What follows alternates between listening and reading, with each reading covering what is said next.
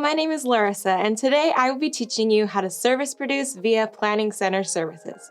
We will be covering two very important roles on the Planning Center app, including planning your service layout and scheduling your teams. So let's get started. By now, your head director should have given you access to administrative privileges. Using your username and password, log in to Planning Center services to get started. When you log in, you will see where it says My Schedule and Plans. Click on the plans and all of your church groups will list. Click on the group that you wish to start editing. For this example, I will be using CPSOM Chapel Services.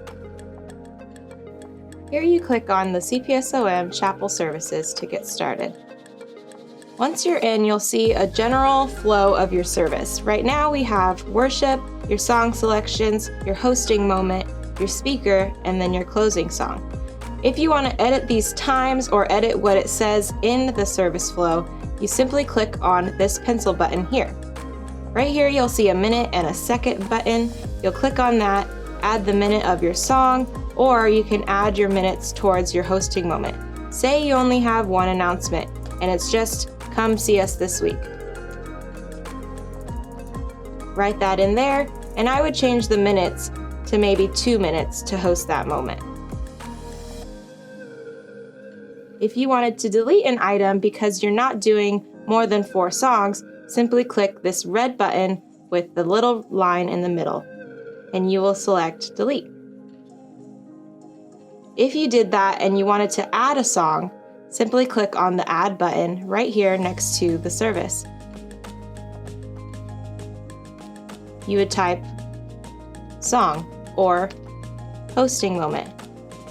Whatever you would like to add, you can add that in there yourself. Once you are ready to schedule your team, on the left-hand side you will see a list of all of the positions. Click on each one, simply select a team member or type the name that you wish to add.